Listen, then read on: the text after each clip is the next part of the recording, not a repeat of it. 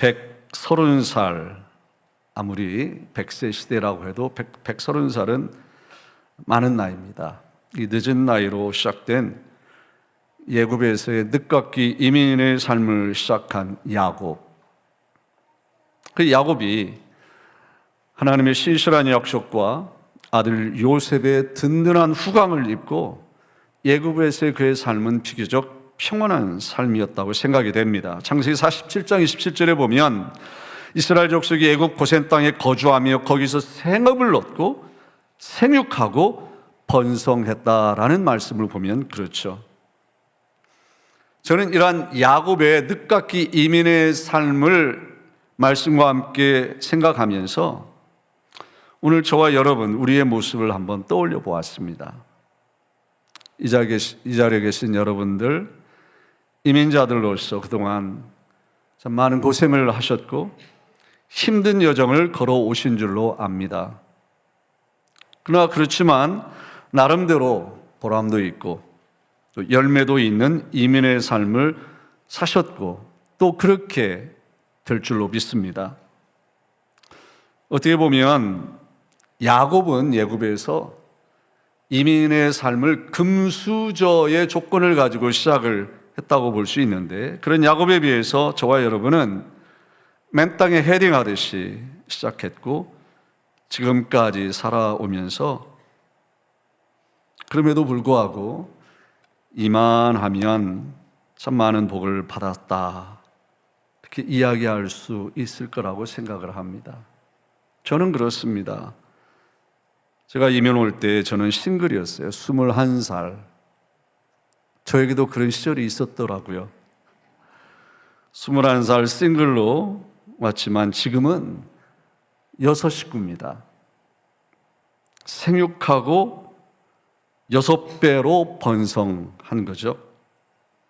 또 제 일생에 이곳에서 한 곳에서 이렇게 오래 살아본 적도 없고요. 이렇게 풍요롭게 살아본 적도 없습니다. 그러니 태어나고 자란 고향은 그냥 추억 속에 아련하게 남아있는 고향이라면 이곳은 영혼의 고향이고 정신적인 실제적인 고향이라 할 만한데 아마 여러분들도 비슷하실 거라고 생각이 됩니다. 아무튼 야곱은 어찌 보면 할아버지 아브라함을 봐도 그렇고 아버지 이삭을 봐도 그렇고 이 애굽의 땅은 금단의 땅인데 그곳에서 생업을 얻어 생육하고 번성했고 그 규모가, 번성한 그 규모가 나중에 약속의 땅 가나안에서 누리던 것과는, 그리고 이전에 가나안에서 누리던 것과는 비교할 수 없을 만큼 규모 면에서나 실제적인 면에서 대단했다고 생각이 됩니다. 나중에 출애굽할 때 이 야곱 자손의 숫자가 70명이 들어갔던, 이민 갔던 그 숫자가 장정만 60만 명이라고 했으니 아이들 또 노약자, 여인들까지 하면 숫자가 어마어마하게 많죠.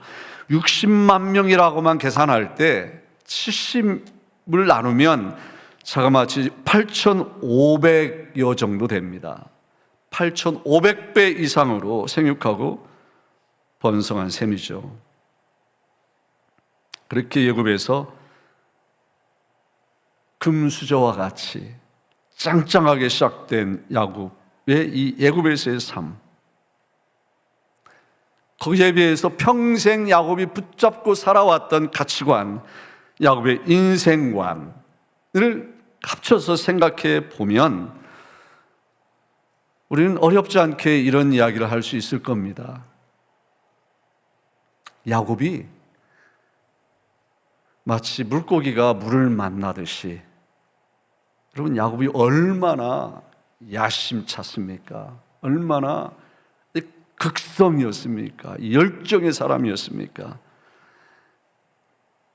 이 예굽에서 잘 나가는 자기 아들을 앞세워서 얼마든지 떵떵거리면서 물고기가 물을 만났듯이 살 수 있었을 것이고, 옛날 야곱 같았으면 아마 이런 노래를 부르지 않았을까?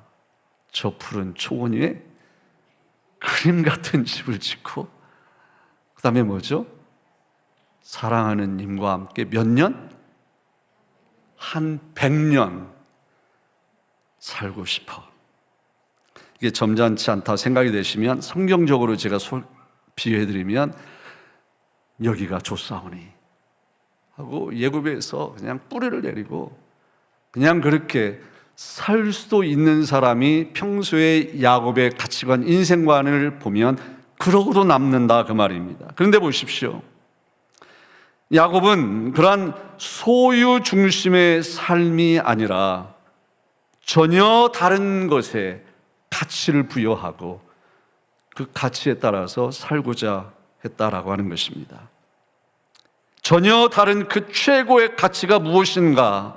21절 말씀 보니까 자기 아들 요셉에게 전수해 주려고 했던 그 내용이 거기에 나오죠. 이스라엘이 요셉에게 또 이르되, 그러니까 야곱이 아들 요셉에게 이르되 나는 죽으나 하나님이 너희와 함께 계시사 너희를 인도하여 너희 조상의 땅으로 돌아가게 하실 것이다. 이게 무슨 말씀입니까? 야곱은 소유의 중심에서 하나님께서 애굽으로 이민 가는 야곱에게 주셨던 그 약속의 말씀을 상기하면서 자기 아들 요셉에게 두 손주에게 이 말씀을 했다라고 하니 야곱은 소유에서 약속으로, 소유 중심에서 약속 중심으로, 또 다르게 말씀드리면 편안한 현실의 삶에서 불투명한 약속의 현장 중심으로 자기의 인생의 삶의 축이 완전히 바뀌었더라라고 하는 것입니다. 야곱의 이야기가 창세기 25장에서 시작이 되고요, 창세기 37장에서 야곱의 아들 요셉의 이야기가 바뀔 때까지 야곱의 삶의 중심은 소유였습니다. 형제간의 우애, 부자지간의 관계, 그것보다 돈이 먼저였습니다. 그런 소유 중심의 가치관은 결국 부모, 형제, 그리고 일가 친척의 관계가 속이고 뺏고 뺏기지 않기 위해서 싸우고 쫓고 쫓기는 그러한 관계로 전락하고 말았죠. 이런 야곱의 모습을 보면서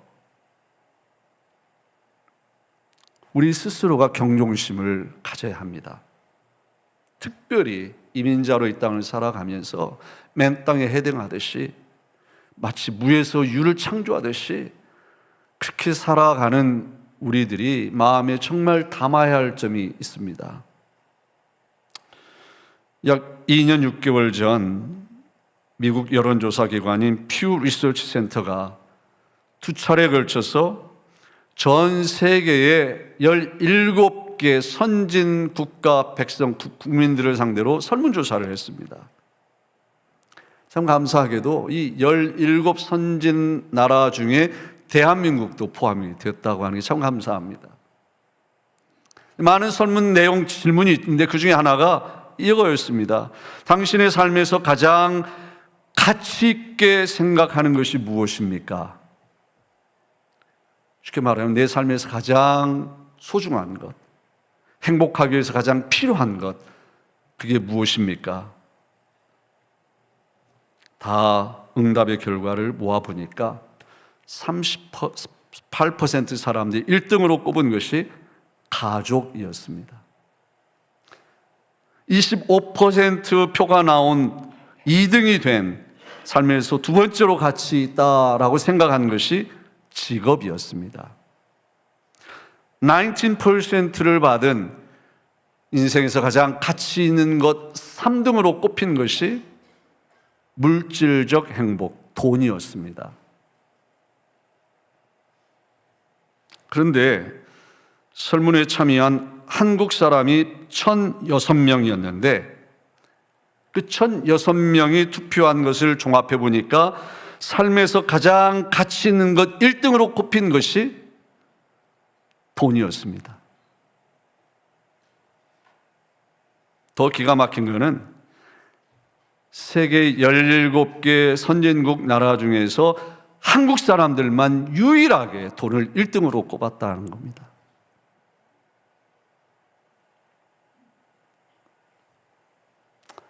언젠가 한국의 어린아이들에게 너희들의 장래 희망이 뭐냐 할 때 1등으로 꼽힌 것이 제 장래 희망은 건물주 되는 겁니다.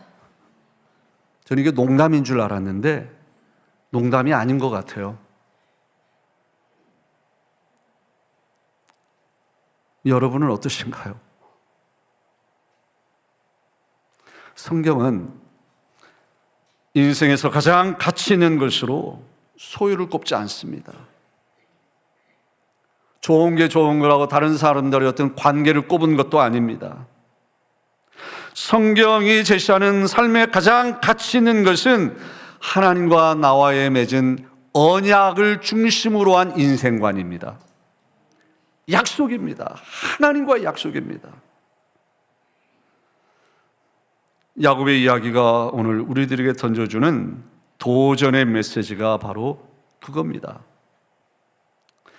야곱은 그의 삶의 축이, 중심축이 바뀌기 전까지 소유 중심의 가치관을 가지고 물질적 행복을 추구하며 머리가 터지게 살았습니다. 그 결과가 어땠나요? 아까도 말씀드렸듯이 부자 간의 관계가 산산조각 났고요, 형제 간의 관계가 원수지간이 되었고요, 삼촌과 외사촌들과의 관계는 뺏기고 뺏는 살벌한 관계, 먹히지 않기 위해 온갖 비열한 방법을 다 동원해야만 살아남는 살벌한 관계가 되고 말았습니다. 심지어는 여러분, 죽은 줄만 알았던 그 자기 사랑하는 아들 요셉이 나중에 보니까, 여러분 아시듯이 자초지종을 알고 보니까 그렇게 형제들의 미움, 시기 때문에 그렇게 되었다라고 하는 것을 발견하는 순간 야곱이 무슨 생각이 났겠어요? 무엇이 정말 가슴이 찢어지게 아프고 후회가 됐겠어요? 소유 중심으로 그렇게 성공지향적으로 살아왔던 그것이 자기 자식들에게 영향을 미쳐서 이러한 일이 벌어졌다라고 하는 그 자책하는 마음, 반성하는 마음이 그게 분명히 있었을 것이고, 그 자기 자식들을 탓하기 전에 아마 하나님 앞에서 자기를 그렇게 탓하면서 부끄러워하지 않았을까 싶습니다. 그래서 그랬는지 야곱은요, 큰 손자 므낫세, 작은 손자 에브라임을 축복할 때 세상의 가치 기준이나 상식을 뛰어넘어서 온전히 은혜의 가치 기준에 따라서 축복을 해줍니다. 오른손을 둘째 손주 머리에, 왼손을 큰 손주에게 향하고 기도해 준 겁니다. 뿐만 아니라 지금까지 추구하며 살아온 인생관을 가진 사람답지 않은 전혀 뜻밖의 말을 유언처럼 해주죠. 내 조부 아브라함과 아버지 이삭이 섬기던 하나님, 나의 출생으로부터 지금까지 나를 기르신 하나님, 나를 모든 환난에서 건지신 여호와, 참 위대한 신앙 고백, 인생 결산서를 후손들에게 남겨줍니다. 그리고 야곱은 결정적으로 어마어마하게 중요한 말을 이렇게 또 합니다.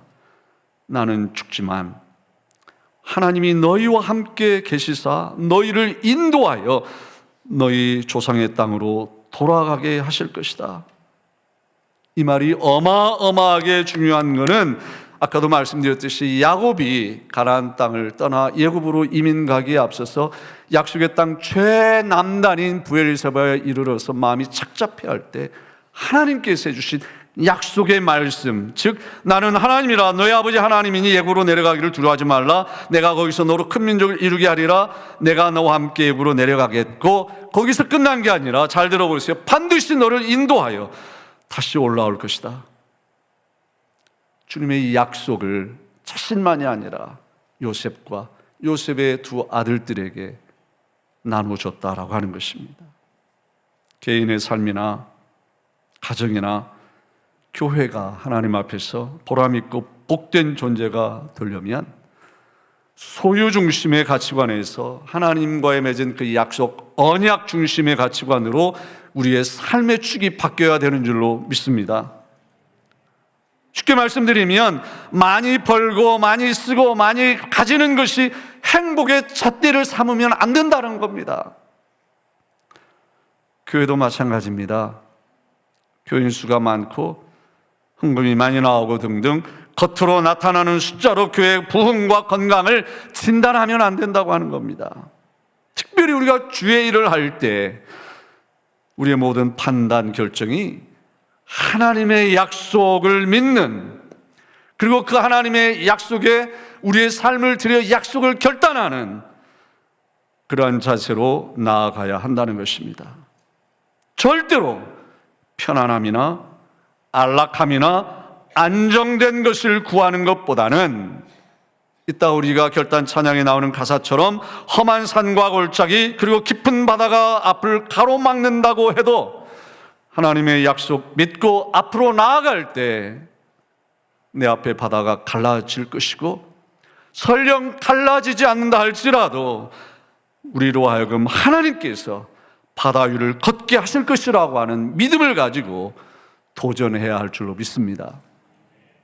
저는 이러한 도전을 다음 주에 있을 재직회와 다음 그 2주 후에 있을 마지막 주 30일 주일에 있을 교인 총회에서 이런 믿음의 도전으로 결단하는, 세상의 기준이나 나의 입맛이나 나의 생각이나 경험이 아니라 정말 하나님께서 원하시는 바가 무엇인가 하나님과 독대하시면서, 오늘은 재직분들에게만 자료를 드리지만 이제 23일 주일에 구보 목사님이 오셔서 설교하시고 그리고 교제하고 그날 등록한, 우리 교회 등록하신 모든 성도 여러분들에게 똑같은 자료를 드릴 겁니다.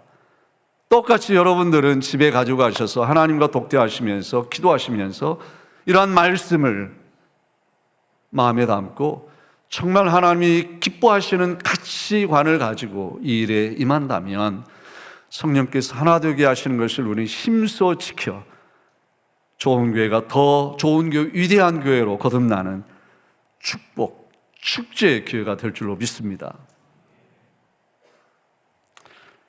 야곱의 인생 결산을 소유에서 약속으로, 소유 중심의 인생관에서 약속 중심의 인생관으로 축이 바뀌었다라고 말씀을 드렸는데, 한 가지만 덧붙여 말씀드리면 야곱은 자기 자신만이 아니라 후대 자손들이 약속의 사람들이 되기를 간절히 원했고 가르쳤고 유언처럼 남겼고 한 번이 아니라 계속 이야기를 했다라고 하는 것입니다. 오늘 읽지는 않았지만 48장 1절부터 보시면 야곱이 병이 들었을 때, 누워있을 때 요셉이 두 아들 므낫세와 에브라임을 데리고 병문안을 갑니다.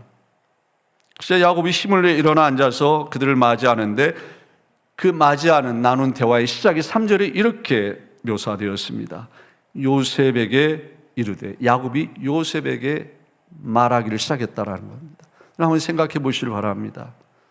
어쩌면 마지막일 수도 있는 그 요셉과 두 손자들 앞에서 요셉이 말을 할 때 무슨 말을 하고 싶었을까요?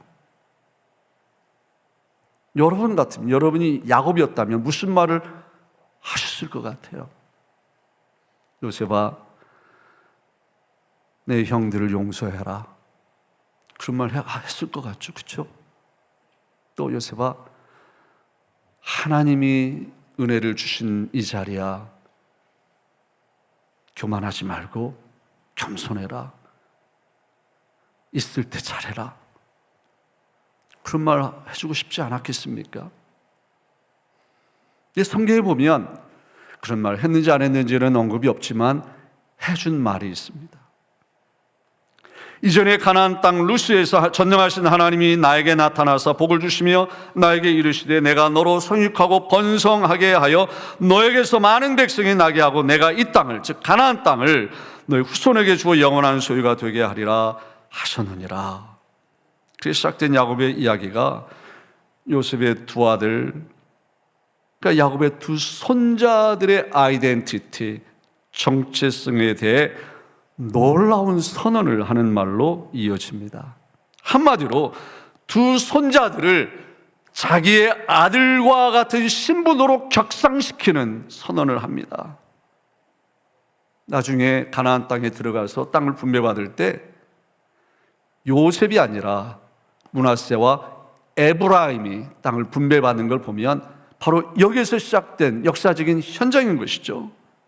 그렇게 자기 아들과 같은 신분으로 격상시켜 주면서 엄청난 축복 기도를 이렇게 해줍니다.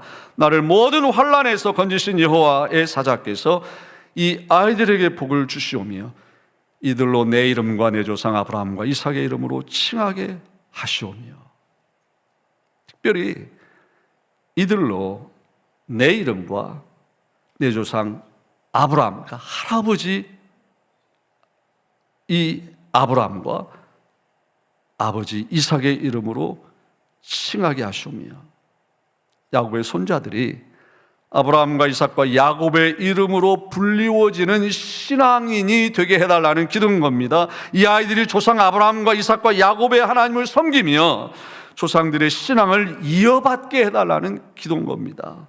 여호와 신앙이 넥스트 제너레이션으로 대물림 되게 해달라는 기도였던 겁니다. 그것도 잘 나가는 애굽 땅에서가 아니라 약속으로만 주어졌던 그 가나안에서 믿음의 자녀로 살아가게 해달라고 기도했고, 요셉과 두 손자 므낫세와 에브라임에게 말하고 또 말하고 유언처럼 신신당부했습니다. 이 장면은 한마디로 신앙의 바통을 후대에게 넘겨주는 장면이라고 할 수 있습니다. 저는 이 말씀을 준비하면서 제가 타임을 이렇게 어레인지한 건 아니지만 재직회를 앞두고 있는 오늘 참 우리 교회 상황과 참 비슷하고 꼭 필요한 말씀이다 그런 생각이 들었습니다. 왜냐하면 저도 머지않아서 이 바통을 다음 목사님에게 넘겨드려야 하잖아요. 여러분들이 그 과정 가운데 감당해야 할 역할이 있잖아요. 어떻게 보면 요셉의 두 아들, 야곱의 두 손자들은 애굽에서 태어났습니다. 그래서 애굽의 문화, 언어, 종교에 익숙합니다. 그만큼 언약 중심의 가치관에는 취약하다 그 말이겠죠. 익숙하지 않아요. 제가 22년 이곳에서 목회하면서 얼마나 익숙한지 몰라요. 그러나 새로 오신 목사님은 모든 것이 낯서실 겁니다. 그러니 여러분의 역할은 중간 다리 역할을 잘 하시는 겁니다. 앞으로 어너더 제너레이션을 꿈꾸면서 20년 이상을 내다보면서 아름다운 신앙의 전통이 잘 계승되고 지금보다 더 좋은 교회로 성장하는 일에만 초점을 맞추고 한마음 되어 힘차게 나아가기를 힘쓰셔야 합니다. 그럴 때 하나님이 우리 교회에 부어주신 지난날의 아름다운 축복의 역사들이 박물관에 전시되는 것이 아니라 계속되는 하나님의 구원 역사를 이루어내는 희망찬 소망의 발판이 될 것입니다. 왜냐하면 하나님의 약속은 결코 멈추지 않기 때문입니다.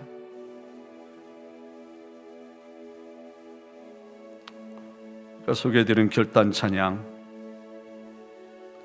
후렴이 이렇습니다. 나는 믿네 주의 능력으로 내 삶, 내 가정, 내 일터, 우리의 민족, 우리 교회가 새롭게 되리.